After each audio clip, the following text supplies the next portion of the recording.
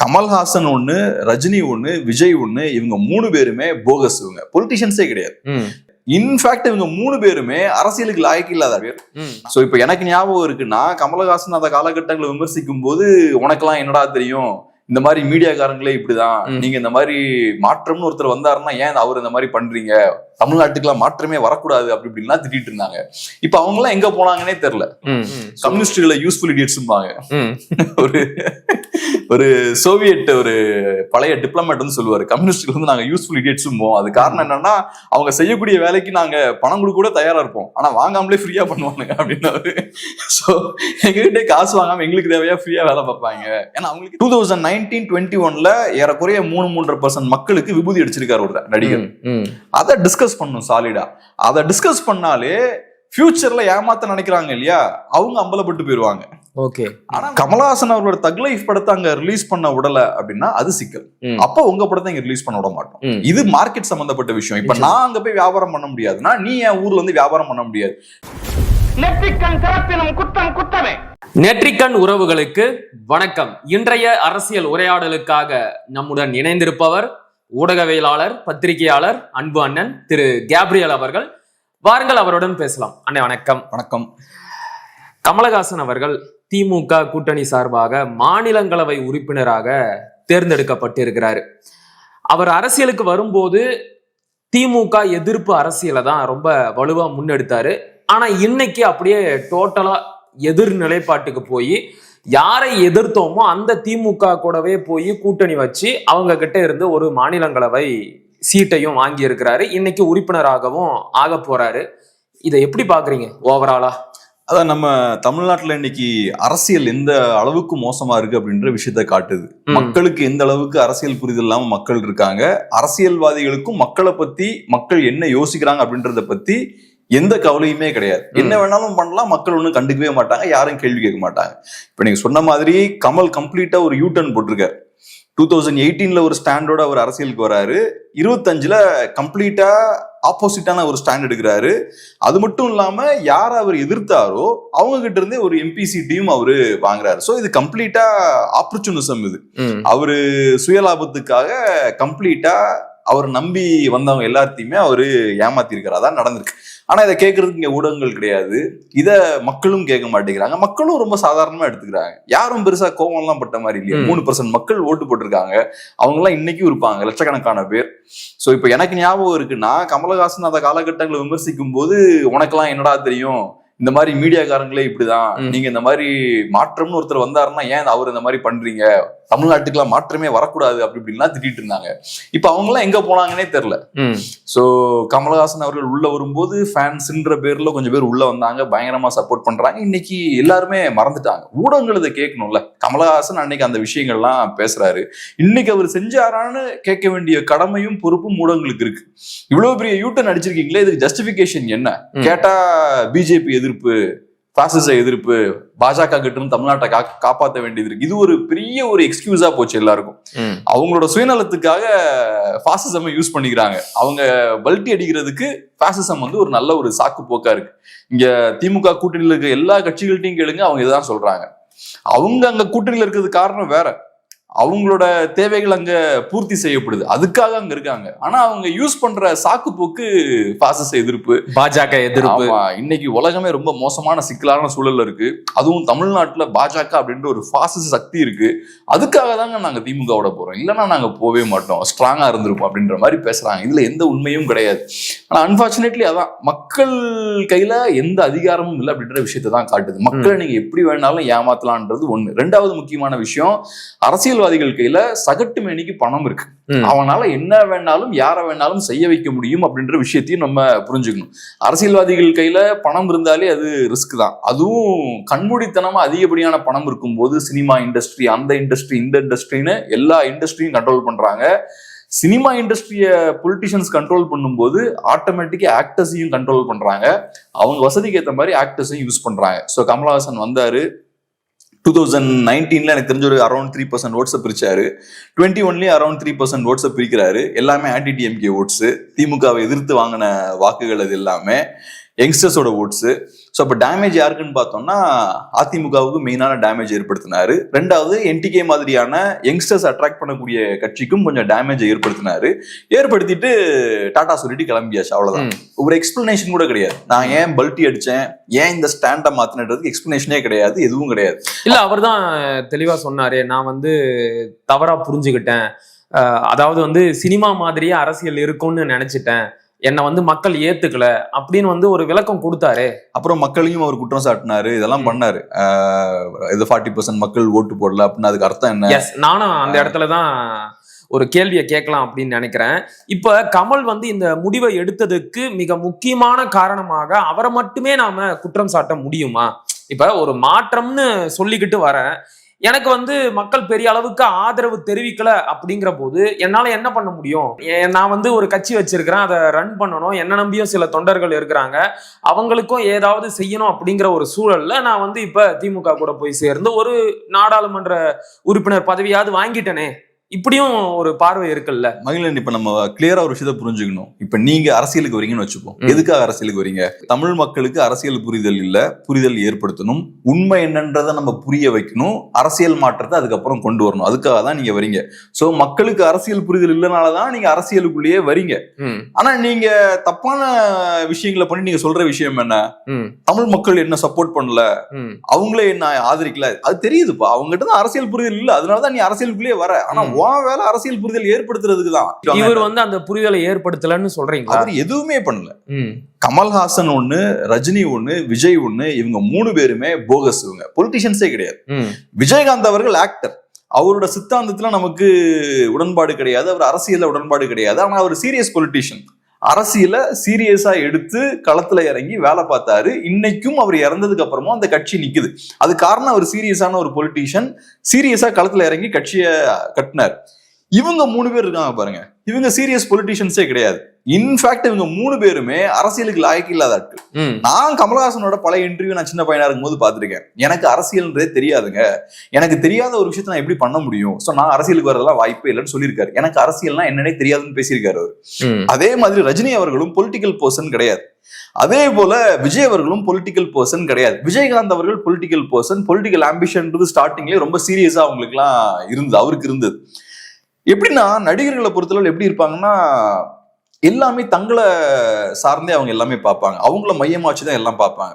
ஒரு ஆக்டர் எப்பவுமே அவங்களோட மைண்டே அப்படிதான் இருக்கும். ஸ்கிரிப்ட் நம்மள சுத்தி இருக்கணும், ஹீரோயிக் மைண்ட். ஆமா, நம்ம ஒரு பிரம்மாண்டமான ஹீரோவா இருக்கணும், நம்மள ப்ரொஜெக்ட் பண்ணணும் பயங்கரமா, நம்மளை விட இன்னொரு ஆக்டர் அதிகமா ப்ரொஜெக்ட் ஆனா என்ன ஸ்கிரிப்ட் சரியே இல்லையே, ஸ்ட்ராங்கா இல்லையே, கொஞ்சம் மாத்துங்க அப்படின்ட்டுருவாங்க. ஸோ எல்லாமே அவங்களோட எல்லா விஷயமே பாத்தீங்கன்னா செல்ஃப் சென்டர்டா இருக்கும். இப்ப நான் ஏன் சொல்றேன்னா, எனக்கு கூட அந்த பிரச்சனை உண்டு. இப்ப வீட்டுல ஒரே பையனா, சோ எனக்கும் அந்த செல்ஃப் சென்டர்டான ஆட்டிடியூட் எல்லாம் உண்டு. சோ நான் யோசிக்கிறது, தனியா உட்காந்து நம்மளோட பிளான்ஸை யோசிச்சுக்கிட்டே இருக்கிறது, மற்றவங்க பார்வையில இருந்து விஷயத்த பாக்குறது ரொம்ப குறைவா இருக்கும். சோ அவனோட மைண்ட்ல என்ன போய்கிட்டு இருக்கு, அவனுக்கு என்ன பிரச்சனைகள் இருக்குன்ற அந்த ஆங்கிள் இருக்காது. லீடர்ஸ் அப்படி இருப்பாங்க. லீடர்ஸை பொறுத்தளவுல நைட்டு ஒரு 10 மணி ஆயிருக்கும், டயர்டா இருப்பாங்க, ஒரு 10 பேர் பாக்குறேன்னு சொல்லுவான். அவன் இருந்தாலும் லீடர் சரி நமக்கு டயர்டா இருந்தாலும் சரி வர 10 பேரோட அவனோட பாயிண்ட் ஆஃப் வியூல இருந்து யோசிப்பான். சரி அவன் பாவம் அங்க இருந்து டிராவல் பண்ணி வந்திருக்கான், கஷ்டத்துல இருப்பான், அவனை பாத்துருவோன்னு பார்ப்பாங்க. இவங்க அப்படி இருக்க மாட்டாங்க. ஆக்டர்ஸோட பார்வை எப்படி இருக்குன்னா செல்ஃப் சென்டர்டா இருக்கும். ஷெட்யூல் முடிஞ்சிருச்சு, நான் போய் தூங்கணும், ரெஸ்ட் எடுக்கணும். சோ இந்த ஆக்டர்ன்ற ப்ரொஃபஷனுக்குள்ளேயே அந்த மாதிரி ஆட்களால தான் சர்வே ஆக முடியும். இந்த பொதுவான பார்வையை வச்சுட்டு இருக்கவங்கனால பெருசா ஆக்டிங் ப்ரொஃபஷனுக்குள்ளே வர முடியாது. ஸோ மோஸ்ட்லி இன்ட்ரோவர்ட்ஸா இருப்பாங்க நிறைய பேர். நிறைய ஆக்டர்ஸ் பாத்தீங்கன்னா நார்சிசிஸ்டும்பாங்கல்ல, அந்த மாதிரியான கேரக்டர்ஸ் இருக்கும். எல்லாம் நம்மளை பத்தி யோசிச்சுட்டு சுய சிந்தனைகள்லயே இருக்கக்கூடிய ஆட்களா இருப்பாங்க. ஸோ அதனால அப்படிப்பட்ட ஒரு இண்டிவிஜுவல்ஸா மோஸ்ட்லி இருப்பாங்க. இவங்களையும் நான் அப்படிதான் பாக்கேன். கமல்ஹாசன் அவர்கள் என்னைக்கும் மக்கள் பிரச்சனைக்காக வெளில வந்தது கிடையாது, ரஜினி வெளில வந்தது கிடையாது, விஜய் வெளில வந்தது கிடையாது. திடீர்னு பார்த்தோம்னா 2018 கமல்லாம் பெரிய சர்ப்ரைஸ். ரஜினியாவது வருவாரா வரமாட்டாரான்னு பஞ்சாயத்து ஓடிக்கிட்டே இருந்தது. விஜய் அவர்கள் அப்பப்ப நியூஸ் வரும், மேபி வரலாம், ஏன்னா அவர் வரமாட்டேன்னு சொல்லல அப்படின்லாம் பேசுவாங்க. கமல் சாலிடா நான் வரவே மாட்டேன்னு சொல்லிக்கிட்டே இருந்த ஒரு ஆளு திடீர்னு உள்ள வராரு. உள்ள வரும்போது நமக்கே ஒரு சர்ப்ரைஸ் தான். சோ ஒன்னும் முதல்ல உங்களுக்கு பெரிய ட்ராக் ரெக்கார்டு கிடையாது, ரெண்டாவது பெருசா உங்களுக்கு பொலிட்டிக்கல் புரிதல், அது புரிதலுக்கான விஷயங்களையும் நீங்க பண்ணல. நீங்களே சொல்றீங்க எனக்கு பெரிய அரசியல் புரிதல் கிடையாதுன்னு. திடீர்னு உள்ள வரீங்க எலெக்ஷனுக்கு 1 வருஷத்துக்கு முன்னாடி. இப்ப விஜய் வர மாதிரியே கரெக்டா 1 வருஷத்துக்கு முன்னாடி வரீங்க, ஓட்ட பிரிக்கிறீங்க, 21லயும் ஓட்டை பிரிக்கிறீங்க, அதுக்கப்புறம் காணாம போயிருங்க. 21க்கு அப்புறம் அவரை விமர்சிக்கிறாங்க பார்ட் டைம் பொலிட்டிஷியன்லாம். ஆக்சுவலா அவர் பார்ட் டைம் பொலிட்டிஷியனே கிடையாது. பார்ட் டைம் பொலிட்டிஷியன்னா குறைஞ்சபட்சம் ஏதாவது பண்ணணும்ல, எதுவுமே பண்ணல. அப்ப அவர் பார்ட் டைம் பொலிட்டிஷியன்றதை விட பொலிட்டிஷியனாவே அதுக்கப்புறம் இல்ல. சோ கரெக்டா 21, 19, 21 உங்க வேலை முடிஞ்சோடனே காணாம போயிருங்க. இதை எப்படின்னு பாக்குறது? அப்ப யாராலையோ திட்டமிடப்பட்டு இவர் இறக்கி விடப்பட்டு இருக்கிறாருன்னு எடுத்துக்கலாமா? நமக்கு அதுக்கு ப்ரூஃப் இல்ல. ஆனா நம்ம அவுட்புட் வச்சுதான் நம்ம எப்பவுமே பார்க்கணும். கமலஹாசன் அவர்கள் என்ன இம்பாக்ட அரசியல்ல ஏற்படுத்தியிருக்கார், யாருக்கு பாதிப்பை ஏற்படுத்தியிருக்கார், யாருக்கு லாபத்தை ஏற்படுத்தியிருக்கார். அவரு லாபம் ஏற்படுத்தினது யாருக்குன்னு பார்த்தோம்னா திமுகவுக்கு, கரெக்ட். பாதிப்பு ஏற்படுத்தினது யாருக்குன்னு பார்த்தோம்னா அதிமுகவுக்கு, என்டிகேவுக்கு கொஞ்சம் பாதிப்பை ஏற்படுத்தியிருக்கார். ஸோ மோஸ்ட்லி திமுகவோட எதிரிகளுக்கு தான் பாதிப்பு. அப்படி இருக்கும்போது கமலஹாசன் அவர்கள் மேபி இந்த சர்வீஸை ஃப்ரீயா கூட பண்ணிருக்கலாம். அவர் என்ன பண்றோம்னு தெரியாம கூட பண்ணிருக்கலாம். கம்யூனிஸ்டுகளை யூஸ்ஃபுல் இடியட்ஸ்பாங்க. ஒரு சோவியட் ஒரு பழைய டிப்ளமேட் சொல்லுவாரு, கம்யூனிஸ்டுகள் நாங்க யூஸ்ஃபுல் இடியட்ஸும்போம். அது காரணம் என்னன்னா அவங்க செய்யக்கூடிய வேலைக்கு நாங்க பணம் கொடுக்க கூட தயாரா இருப்போம், ஆனா வாங்காமலே ஃப்ரீயா பண்ணுவாங்க அப்படின்னு. சோ எங்ககிட்ட காசு வாங்காம எங்களுக்கு தேவையா ஃப்ரீயா வேலை பார்ப்பாங்க. ஏன்னா அவங்களுக்கு தெரியாது என்ன பண்ண. இல்ல சினிமாவில வேற ஏதாவது பெனிஃபிட்டுக்காக இந்த விஷயத்த ஒரு ஃப்ரீயா செஞ்சு கொடுத்திருக்கலாம். எனக்கு தெரியல, மேபி இருக்கலாம், இல்லாம இருக்கலாம். நமக்கு இப்ப இருக்கிற ஃபேக்ட்ஸ் என்னன்னா கிரவுண்ட்ல டிஎம்கேவுக்கு லாபம், அதிமுகவுக்கு நஷ்டம். அது போக கமலஹாசன் அவர்களுக்கு லாபம்னு என்னன்னு பார்த்தோம்னா ஒரு எம்பி சீட்டு, ரெண்டாவது விக்ரம் படத்தை ரெட் ஜெயண்ட் டிஸ்ட்ரிபியூட் பண்றாங்க, தக் லைஃப் படத்தை ஒன் ஆஃப் த ப்ரொடியூசர்ஸா ரெட் ஜெயண்ட்டும் இருக்காங்க. ஸோ இது நம்ம கிட்ட இருக்க ஃபேக்ட். இதை வச்சு நம்ம எந்த கனெக்ஷன்ஸ் கொடுக்கலான்றது அந்த ஆடியன்ஸ் தான் அது பார்த்துக்கணும். பட் ஒரு விஷயம் என்னன்னா கிளியர் கட்டா பெனிஃபிஷியரி யாருன்னு பார்த்தோம்னா திமுக தான். இப்ப இவருடைய இப்படிப்பட்ட அரசியல் நிலைப்பாடு மாற்றங்களால மக்களுக்கு இந்த நடிகர்களோட அரசியலை பத்தி ஒரு புரிதல் வந்திருக்குமா? இவங்களை நம்ப கூடாது, இவங்களை நம்பி ஓட்டு போட்டா நாளைக்கு காலை வாரிடுவாங்க அப்படின்னு மக்கள் புரிஞ்சுக்கிட்டு இருப்பாங்களா? எனக்கு என்னமோ அதுக்கான வாய்ப்பெல்லாம் ரொம்ப கம்மி அப்படின்ற மாதிரிதான் தோணுது. இப்ப கமலஹாசன் அவர்களே பாருங்க, எங்க நல்லா பெர்ஃபார்ம் பண்ணாருன்னு பார்த்தோம்னா அர்பன் சென்டர்ஸ்ல நல்லா பெர்ஃபார்ம் பண்ணிருக்காரு, சென்னையில நல்லா பெர்ஃபார்ம் பண்ணிருக்காரு, கோயம்புத்தூர்ல நல்லா பெர்ஃபார்ம் பண்ணிருக்காரு, மதுரையில ஓரளவுக்கு பெர்ஃபார்ம் பண்ணிருக்காரு. படிச்ச மக்கள் செறிவா இருக்கிற இடத்துல, ஆமா, செல்வாக்கா மக்கள் கொஞ்சம் நல்லா வெல் ஆஃபா இருக்க இடங்கள்ல நல்லா பெர்ஃபார்ம் பண்றாரு. படித்த மக்கள் இந்த 5000 10,000 நான் கஷ்டப்பட்டு வாழணும் இல்லை, எனக்கு கொஞ்சம் நல்லா செழிப்பா வாழக்கூடிய ஒரு சூழல் இருக்குன்ற இடத்துல நல்லா பெர்ஃபார்ம் பண்ணிருக்காரு. மயிலாப்பூர்லாம் நல்லா பெர்ஃபார்ம் பண்ணிருக்காரு. ஸோ இது எப்படி நம்ம புரிஞ்சுக்கலாம்னா, சில மக்கள் ஒரு பாயிண்ட்டுக்கு அப்புறம் என்ன ஆகுதுன்னா அவங்க அரசியல்வாதியை சார்ந்து இருக்க மாட்டாங்க. அவங்களுக்கு அரசியல்ல என்ன நடந்தாலும், ராமன் ஆண்டாலும் பரவாயில்ல, ராவணன் ஆண்டாலும் பரவாயில்ல, என்ன அது எந்த வகையிலையும் பாதிக்காது. இப்ப சாதாரண மக்கள் எடுத்துட்டோம்னு வச்சுப்போம், அவங்களோட பொலிட்டிக்கல் சாய்ஸ் அவங்களோட லைஃபை இம்பாக்ட் பண்ணும். அவங்க ரேஷன் கடையை நம்பி இருப்பாங்க, கவர்மெண்ட் ஸ்கூல்ஸை நம்பி இருப்பாங்க, பப்ளிக் டிரான்ஸ்போர்ட்டை நம்பி இருப்பாங்க. ஸோ அவங்களுக்கு பார்த்தோம்னா யார் ஆட்சியில் இருக்காங்க அப்படின்றது ரொம்ப முக்கியமான விஷயம். ஏன்னா அவங்களோட லைஃப் அது பாதிக்கும். ஸோ அவங்க ரொம்ப கவனமா ஓட் போட்டிருக்காங்க. புதுசா வரவனா அவங்க நம்பல, அவங்க சரி நமக்கு சில பிரச்சனைகள்லாம் இருக்கு, நம்ம பாட்டுக்கு இவன் வரான்றதுக்காக போடக்கூடாதுன்னு இருக்காங்க. பட் அரசியல்வாதிகளோட செயல்பாட்டால எனக்கு எந்த பாதிப்பும் ஏற்படாதுன்னு கொஞ்சம் பேர் இருப்பாங்க பாத்தீங்களா, கொஞ்சம் வெல் ஆஃபா இருப்பாங்க பாத்தீங்களா, அவங்க கான்பிடென்ட்டா கமலுக்கு வாக்களிக்கிறாங்க. சோ இப்ப இந்த குரூப் எப்படி எஜுகேட் பண்றது அப்படின்ற ஒரு கேள்வி இருக்கு. இல்ல நான் வெளிப்படையா கேக்குறேன், இப்ப கமல் இப்படி எல்லாம் செஞ்சதால விஜயோட அரசியல் வருகையையும் மக்கள் சந்தேக கண்ணோட்டத்தோட பார்க்க தொடங்குவாங்களா அப்படின்னு கேக்குறேன். நடிகர்களை நம்ப கூடாது, இவனுங்களை நம்பி ஓட்டு போட்டா நாளைக்கு என்ன வேணும்னாலும் பண்ணுவாங்க அப்படின்னு மக்கள் புரிஞ்சுக்கிட்டு இருப்பாங்களான்னு கேக்குறேன். இப்ப இந்த விஷயம் எப்ப நடக்கும்னா, நான் ஊடகங்கள் பத்தி பேசினேன், அதுக்காக தான் நான் ஊடகங்கள் பத்தி பேசினேன். நம்ம எப்பவுமே ஒரு விஷயம் நடக்குதுன்னா அதை ப்ராப்பரா அனலைஸ் பண்ணணும். நம்ம லைஃப்லயும் அப்படிதான். ஒரு 2 years நம்ம வாழ்ந்திருக்கோம், அதுக்கப்புறம் நம்ம எதிர்பார்த்த இடத்துக்கு நம்மளால போக முடியலன்னா அந்த 2 years நம்ம அனலைஸ் பண்ணணும். என்னென்ன தவறுகள்லாம் நடந்திருக்கு, எங்கெல்லாம் ஏமாந்துருக்கோம், எங்கெல்லாம் நம்ம தவறான முடிவு எடுத்திருக்கோன்றதை ஃபுல்லா கிளியரா அனலைஸ் பண்ணணும். அப்பதான் நெக்ஸ்ட் 2 years நம்ம ஒழுங்கான டைரக்ஷன்ல போக முடியும். பொலிட்டிக்ஸ்லயும் இப்ப கமல் அவரோட பொலிட்டிக்கல் கரியர் இப்போ ஒரு இடத்துக்கு நிக்குது. ஒன்னு சொன்னாரு, இன்னொரு இடத்துக்கு நிக்கிறாரு. அப்ப அதை டாப் டு பாட்டம் அனலைஸ் பண்ணும். அதுல எங்கெல்லாம் போலித்தனம் இருக்கு, எங்கெல்லாம் ஒரு மக்களை ஏமாத்திருக்காருன்ற விஷயத்த ஊடகங்கள் சாலிடா டாப் டு பாட்டம் டிஸ்கஸ் பண்ணும். சில பேர் கமலஹாசன் என்ன 3% ஓட்டு வாங்கினார், அதை போய் மீடியால டிஸ்கஸ் பண்ணுமா, அது கிடையாது. அவரோட இன்டென்ஷன், அது ஏற்படுத்தின தாக்கம் எல்லாத்தையுமே டாப் டு பாட்டம் நம்ம டிஸ்கஸ் பண்ணணும். அதை டிஸ்கஸ் பண்ண வேண்டிய தேவை என்னன்னா, அப்பதான் நெக்ஸ்ட் இதே மாதிரி இன்னொருத்தர் வந்து நம்மளை ஏமாத்த மாட்டார்.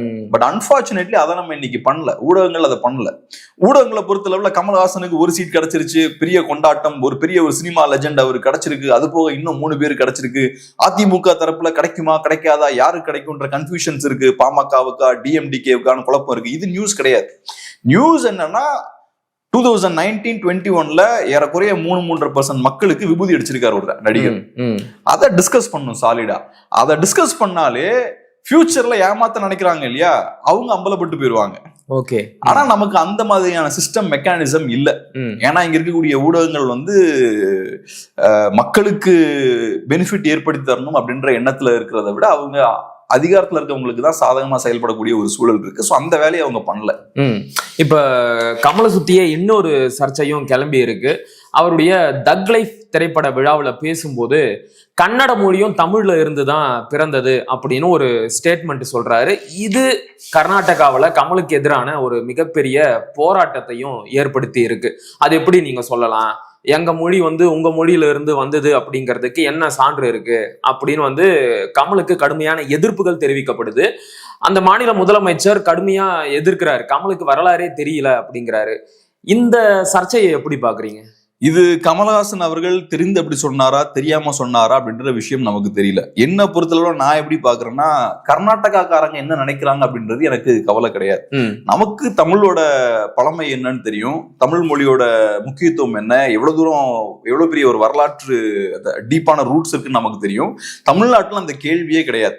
சோ இப்ப கர்நாடகால அவங்க போராட்டம் பண்றாங்க, சித்தாராமையா அவர் பதிலடி கொடுக்குறாருன்னா அவர் கொடுத்துக்கிட்டே இருக்கட்டும், அவருக்கு ஒன்றும் பதில் சொல்ல வேண்டியதே கிடையாது. அது அவங்களோட பார்வை. இப்ப நான் கேரளால என் ஃப்ரெண்ட்ஸ் இருக்காங்க, அவங்ககிட்ட கேட்டா இல்ல தமிழுக்கும் மலையாளத்துக்கும் ஒரு தொடர்பும் கிடையாது, எங்க மொழியும் பழமையான மொழி, அப்படிதான் சொல்லுவாங்க, அப்படி பேசுவாங்க. நான் என் ஃப்ரெண்ட்ஸ் எல்லாம், நான் கன்னியாகுமரி தானே, நான் பேசும்போது அவங்க அந்த மாதிரி பேசுவாங்க. கர்நாடகாரன் அப்படி நினைச்சிட்டு போட்டோம், அது அவங்களோட பிரச்சனை. ஆனா இங்க பிரச்சனைக்குரிய விஷயம் என்னன்னு பார்த்தோம்னா, கமல்ஹாசன் அவர்களோட தக் லைஃப் படத்தை அங்க ரிலீஸ் பண்ண விடல அப்படின்னா அது சிக்கல். அப்ப உங்க படத்தை இங்க ரிலீஸ் பண்ண விட மாட்டோம். இது மார்க்கெட் சம்பந்தப்பட்ட விஷயம். இப்ப நான் அங்க போய் வியாபாரம் பண்ண முடியாதுன்னா நீ என் ஊர்ல வந்து வியாபாரம் பண்ண முடியாது. நீ டிபேட் பண்ணிக்க, நீ இது தப்பு அது தப்புன்னு பேசிக்க, கட்டுரை எழுது, பதிலடி கொடு, இதெல்லாம் பண்ணிக்க. ஆனா உன் மார்க்கெட்டுக்கு நான் எனக்கு ஆக்சஸ் கொடுக்க மாட்டேன். ஒரு தமிழ்நாட்டுக்காரனுக்கு அங்க ஆக்சஸ் இல்ல அவன் ஊர் மார்க்கெட்டுக்குன்னா அப்போ நிறுவனங்களுக்கும் என் ஊர் மார்க்கெட் வந்து அக்சசிபிளா இருக்காது. அதை நம்ம கிளியரா புரிஞ்சுக்கணும், அதை செய்யணும் நம்ம. சோ அந்த வகையில பார்க்கும்போது அவங்க படத்தை ரிலீஸ் பண்ண விடலன்னா அது சிக்கலான ஒரு விஷயம். இப்ப இந்த விடயத்தை பொறுத்த வரைக்கும் அண்ணன் சீமான் அவர்கள் கமலுக்கு ஆதரவான கருத்தை தெரிவிச்சிருக்கிறாரு. நீங்க குறிப்பிட்ட மாதிரி தமிழ் படத்தை நீங்க ஓட விடல அப்படின்னா எந்த ஒரு கன்னட படமும் தமிழ்நாட்டில ஓடாது அப்படின்னு தன்னுடைய ஸ்டாண்டை கிளியரா அறிவிச்சிருக்கிறாரு. ஆனா இன்னைக்கு கமலை தன்னுடைய கூட்டணியில இணைச்சுக்கிட்டு அவருக்குன்னு ஒரு மாநிலங்களவை எம்பி சீட்டையும் ஒதுக்கி கொடுத்திருக்கிற திமுக இதை பத்தி வாயே திறக்கல. குறிப்பா திராவிடம் அப்படின்னா வரிஞ்சு கட்டிக்கிட்டு சண்டைக்கு வர திராவிட இயக்கத்தவர்களோ திமுக கட்சியை சேர்ந்தவர்களோ கமலுக்கு ஆதரவா எதுவுமே பேசல. இதை எப்படி புரிஞ்சுக்கிறது? அதான் இப்ப திமுகவை பொறுத்தளவுல பாத்தீங்கன்னா மொழி அடிப்படையில மட்டுமே பேசணும்னா சந்தோஷமா பேசுவாங்க. தமிழ் மொழி அப்படி, தமிழ் மொழி இப்படி, நாங்க தமிழ் மொழிக்காக நிக்கக்கூடியவங்க, தமிழ் மொழிக்கு ஒண்ணு நாங்க விடமாட்டோன்ற மாதிரி அந்த ரேஞ்சில் அவங்க பேசுவாங்க. ஆனா இப்ப தமிழ் படமும் நாங்க ரிலீஸ் பண்ண விடலைன்னா அங்க இருக்கக்கூடிய படம் இங்க ரிலீஸ் ஆகாது, கன்னட படம் இங்க ரிலீஸ் ஆகாது அப்படின்ற ஒரு ஸ்டாண்ட் எடுக்கிறது கஷ்டமான ஸ்டாண்ட். அதை அவங்க எடுக்க மாட்டாங்க. அந்த இடத்துல திமுக டெஃபினட்டா ரிவர்ஸ் போவாங்க. இந்த படம் சார்ந்த விஷயம் மட்டும் கிடையாது. நீங்க நல்லா கேர்ஃபுல்லா கவனிச்சீங்கன்னா தமிழ் முதலாளிகள் வெளியில போய் வியாபாரம் பண்ணும்போது அவங்களுக்கு நிறைய இன்விசிபிள் பேரியர்ஸ் நிறைய இருக்கு. சோ அங்கிருந்து இங்க வரவங்களுக்கு ஒரு அட்வான்டேஜ் இருக்கும், இங்கிருந்து நம்ம அங்க போகும்போது பெரிய அட்வான்டேஜ் இருக்காது. சோ பாத்தீங்கன்னா நம்ம ஸ்டேட் எடுத்துக்கிட்டோம்னா 70% மார்க்கெட்டை வெளியில கூடிய பிசினஸ்மேன் தான் கண்ட்ரோல் பண்றாங்க. அது போக இங்க இருக்கிற பிசினஸ்மேனுக்கு வெளியில பெரிய ஸ்கோப் எதுவும் கிடையாது, பெரிய ஹோல்டும் கிடையாது. சோ அந்த வகையில இந்த மாதிரியான சூழல் ஏன் இருக்குன்னா நம்ம அதிகாரத்துல இருக்கக்கூடியவங்க இருக்காங்க பாருங்க, தூக்கி எல்லாத்தையும் கொடுத்துருக்காங்க. சோ எல்லாத்தையும் கொடுத்து பழகிட்டோம் நம்ம 50 வருஷமா. இப்ப போய் நீங்க உன் படத்தை நான் ரிலீஸ் பண்ண விட மாட்டேன்டா அப்படின்னு நீங்க சொல்ற இடத்துல எல்லாம் இல்ல, கம்ப்ளீட்டா அவன்கிட்ட எல்லாமே கொடுத்தாச்சு. சோ அதனால அந்த விஷயத்த இன்னைக்கும் பண்ண மாட்டாங்க, இதுக்கு முன்னாடியும் திராவிட கட்சிகள் பண்ணல. சோ அதனால அப்கோர்ஸ் அவங்க இந்த பிரச்சனையை கையில் எடுக்கல அப்படின்றதுல எந்த ஆச்சரியமும் கிடையாது.